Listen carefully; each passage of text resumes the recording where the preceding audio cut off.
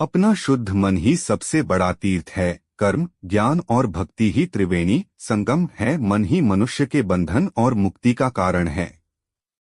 मन से मान लिया जाए तो दुख, और यदि मन से किसी भी प्रकार के दुख को निकाल दिया जाए तो सुख ही सुख है। यदि आप मन को एकाग्र कर शांति का अनुभव करें तो आपका निर्मल मन आपको चिरशांति प्रदान करेगा और आपको लगेगा कि दुनिया की सबसे बड़ी दौलत आपको मिल गई। जिस संपत्ति को हम दुनिया में खोज रहे थे वह हमें अपने अंदर ही मिल गई।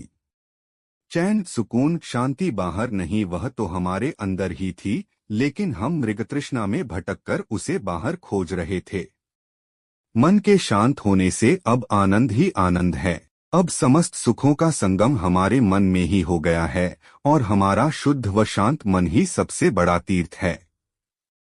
ज्ञान, कर्म और भक्ति का परस्पर संबंध है। इसलिए मानव जीवन में तीनों का सामंजस्य अवश्य होना चाहिए। यदि व्यक्ति कर्म, ज्ञान और भक्ति का संतुलन बनाए रखे तो उसका जीवन व्यवस्थित हो जाता है। ज्ञान आँख है, कर्म पाँव है। आँख से देखो और पाँव से चलो, बिना देखे चलना कुएं में गिरना है। सिर्फ चलना ही बाकी रहे, देखा न जाए तो वह चलना व्यक्ति को चोट पहुंचाएगा, और अगर चले नहीं केवल देखते ही रहें तो फिर उस देखने का भी कोई लाभ नहीं। इसलिए दोनों का तालमेल बनाकर आत्मा की यात्रा को परमात्मा तक अर्थात मंजिल तक पहुंचाया जा सकता है, और परमात्मा रूपी मंजिल को प्राप्त कर लेना ही भक्ति है। शरीर में ज्ञानेंद्रियां और कर्मेंद्रियां दोनों हैं। ज्ञानेंद्रियों से ज्ञान प्राप्त होता है और कर्मेंद्रियों से कर्म। दोनों का होना ही जीवन है। ज्ञान भी चाहिए और कर्म भी चाहिए। पक्षी के दो पंख है, एक पंख से उड़ा नहीं जा सकता। किसी रथ का एक पहिया हो तो रथ चल नहीं सकता। ऐसे ही ज्ञान के बिना कर्म नहीं हो सकता और कर्म के बिना व्यक्ति ज्ञान नहीं प्राप्त कर सकता। ज्ञान और कर्म के बिना व्यक्ति एक क्षण भी नहीं रह सकता है। न ही कश्चित् क्षणमपि जातु तिष्ठत्य कर्मकृत। कोई भी व्यक्ति एक क्षण के लिए भी कर्म किए बिना नहीं रह सकता। प्रकृति ने हमें बनाया ही ऐसा है कि हम हर समय कर्मशील रहें। कर्म के बिना कहीं ठहरा नहीं जा सकता। कर्म हमारे स्वभाव में उतर आए और गुरु से ज्ञान प्राप्त कर हम भक्ति के मार्ग पर चलते हुए ईश्वर की प्राप्ति कर लें तो समझना चाहिए जीवन सार्थक हो गया। व्यक्ति कितना भी खाली बैठे तो भी वह खाली नहीं बैठ सकता, कुछ न कुछ जरूर करेगा।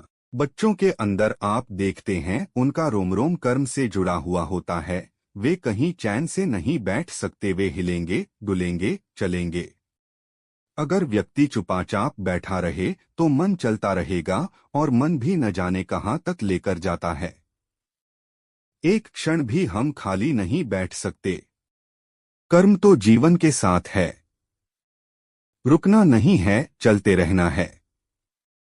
तैत्तिरेय ब्राह्मण का उपदेश है, चरण व मधु विंदते। जो चला है उसी ने जीवन का माधुर्य प्राप्त किया है।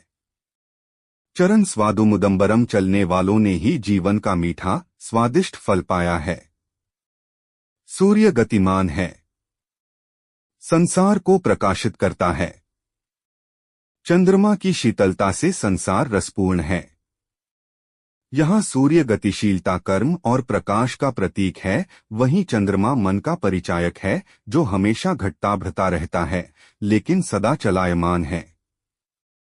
सतत प्रकाशित एवं रसपूर्ण होने के लिए चरविति सूत्र को जीवन में उतरना होगा। चलते रहो, कर्म करते रहो, रुको नहीं। प्रकृति का नियम है कि हर कोई गतिमान है। चींटियों को देखिए, छोटी सी चींटी अंधेरे में भी दौड़ी जा रही है। अचानक आप लाइट जलाते हैं, देखकर आश्चर्य होता है कि अंधेरे में भी चींटियां दौड़ी जा रही हैं। रात काफी हो चुकी है पर उन्हें सोने नहीं जाना।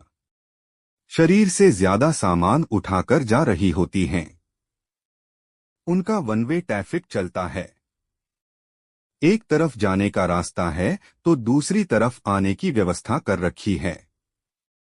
कहीं दोनों तरफ का मार्ग टू वे ट्रैफिक भी चलता है। चींटियां बहुत तेजी से भागे जा रही हैं, लेकिन एक्सीडेंट बिल्कुल नहीं होता। बीच बीच में प्रहरी खड़े हुए हैं, वे व्यवस्था देख रहे हैं। जो निरीक्षण कर रहे हैं वे देख रहे हैं कि व्यक्ति के पास यदि सामान ज्यादा है तो दौड़कर जाएंगे, उसका साथ देंगे। छोटे से जीवन को भी पता है कि कर्म करते रहना है, खाली नहीं बैठना है। वस्तुतः जीवन गति का नाम है। नेतं कुरु कर्म त्वं कर्म ज्यायो ह्यकर्मण है। शरीर यात्रपि चते न प्रसिद्धेद कर्मण है। शरीर की यात्रा तभी ठीक रहती है जब कर्म से जुड़े रहते हैं। यदि कर्म से विमुक्त हो गए तो जीवन यात्रा ठीक से चलने वाली नहीं है। कर्म नियत एवं मर्यादित होकर करना। कर्मों में कभी मत उलझो। कर्म से कर्म को काटना, कर्म से कर्म के बंधन में नहीं आना। पाँव में लगे कांटे को कांटे से निकालिए, फिर दोनों ही कांटों को उठाकर फेंक दीजिए। कर्म से कर्म को काटते चले जाएं, बंधनों को तोड़ते चले जाएं और परमात्मा की ओर अपने कदम बढ़ते जाएं। यही भगवान श्री कृष्ण का मानव जीवन के लिए संदेश है और यही प्रभु भक्ति है। कर्म ही पूजा है। कर्म की भी परीक्षा होती है। यदि थोड़ा सा कर्म करके बैठ जाएं तो बात बनने वाली नहीं है। जैसे यज्ञों का अपना विधान है। कौन से यज्ञ में कितनी आहुति देनी है उसका विधान है। ऐसे ही प्रत्येक कर्म का भी एक संविधान है।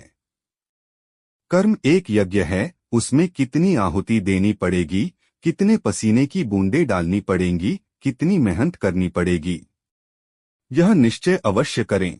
उतनी देर तक थके नहीं, हारे नहीं और घबराएं नहीं। अपना कर्म ज्ञानपूर्वक करते जाएं। इस तरह कर्म में कुशलता आने से दुर्भाग्य दूर हटकर सौभाग्य सामने आ जाता है।